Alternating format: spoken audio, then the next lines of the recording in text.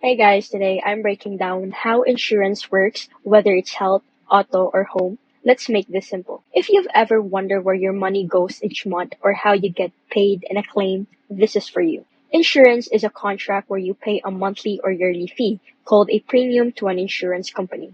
In return, they promise to cover certain losses or damages like a car crash, medical bill, or house fire. You're transferring risk to the company so you don't carry the full financial burden alone.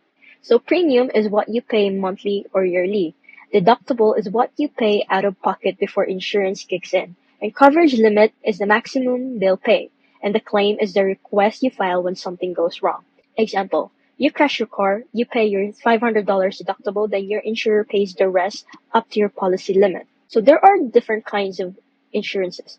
We have health insurance, which helps cover doctor visits, surgery, prescriptions, auto insurance that covers damages from accidents, home or renter's insurance that protects your property, and life insurance, which will support your family if you pass away. So each type has a different rules, providers, and coverages. So always compare. And that's how insurance works. You pay to protect yourself from big, unexpected costs, and in return, you get peace of mind.